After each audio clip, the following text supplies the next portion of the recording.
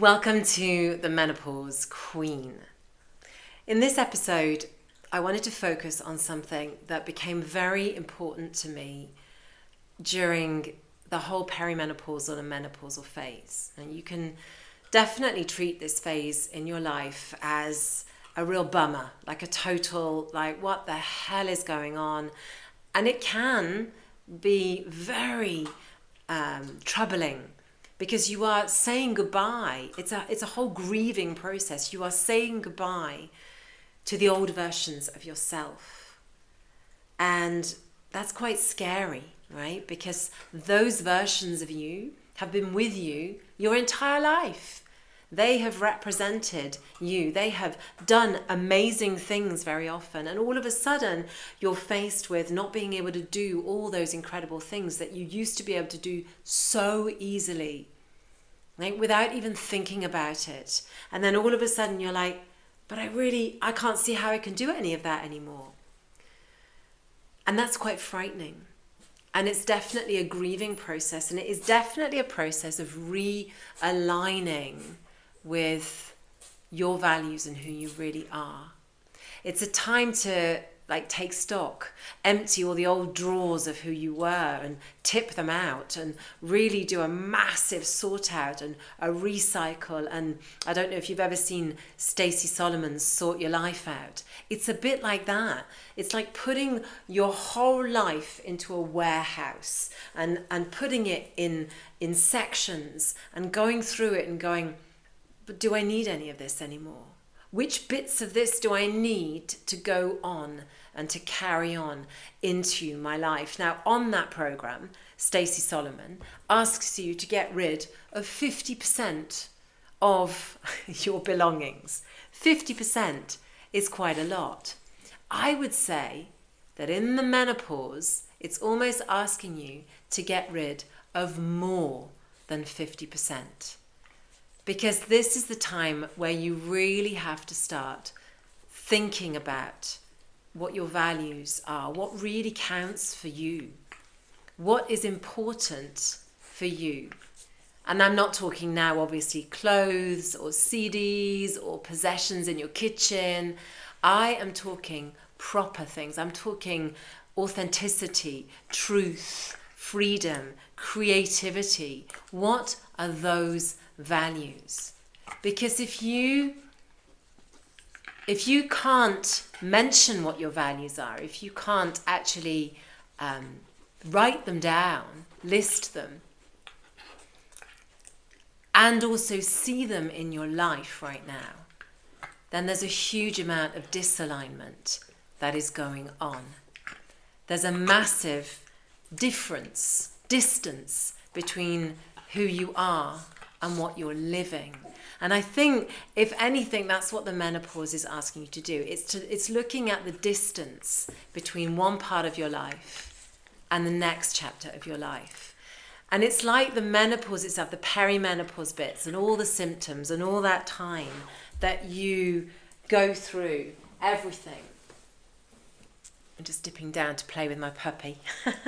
Not a euphemism, but all the time that you have in this transformational waiting room is actually there for you to redefine your sort of code of life, basically.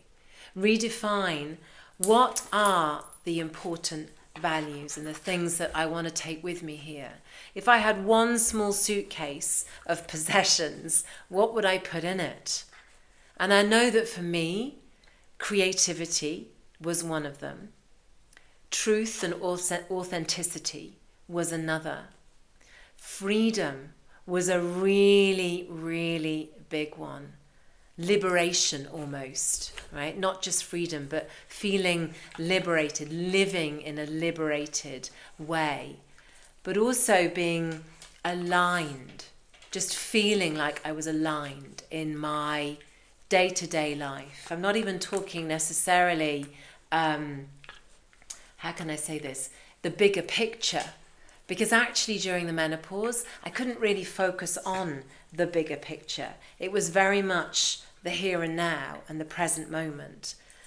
And I needed to feel like I was aligned and I was grounded in the present moment and in the day-to-day. And that involved a variety of things for me, but it definitely involved a big clear out of my wardrobe, quite physically and basically, some people in my life, some parts of my business and my professional work that I really wasn't aligned with anymore, co-creations that had happened in the past, and an old version of myself. I lost a lot of confidence during the menopause, and so I needed to rebuild that confidence, and the only way I could think to do that was to be authentically me. And that's quite scary because it puts you into a vulnerable position. It puts you into that sort of, that means I've got to show all my broken parts. That means I've got to admit that I'm not perfect. I'm not the perfect mum. I'm not the perfect partner. I'm not the perfect daughter. It means you've got to admit some of those things. But you know, those imperfections are fabulous because it's all of those cracks and imperfections that makes you the uniquely amazing person that you are. But you're kind of left on your own in it's not even a waiting room. It's like being in the corridor of some kind of waiting room area, and you're sort of on this journey, but you don't even understand where the destination is, and you're not even sure you understand what mode of transport you're on. It's quite a weird and wacky feeling. And yet, when you do finally align with your values, things start to fit into place. I actually wrote a book during the menopause called Resilience, and it has 5 pillars in it. The first is anchor.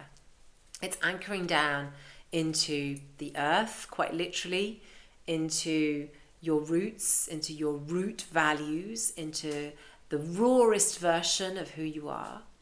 The second pillar is accepting that, which is not an easy task. Accepting who you are and accepting where you're at.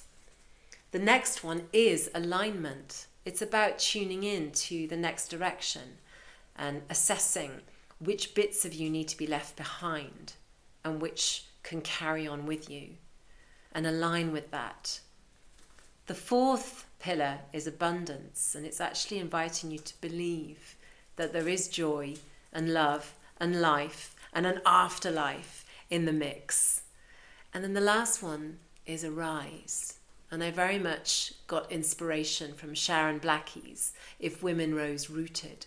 I had this firm idea that I needed to reroute into who I was, or who I am rather, and therefore who I was going to become. It's this whole becoming idea.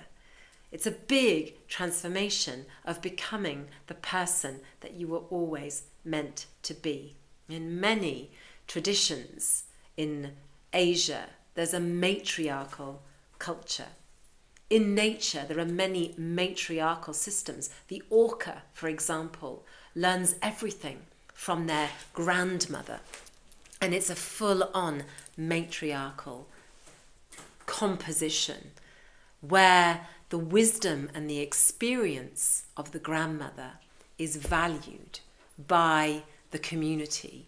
Whereas very often in our society, the wisdom and the experience is put into an old people's home, or hidden away, or made to wear beige and be like a Marks and Spencer's nobody.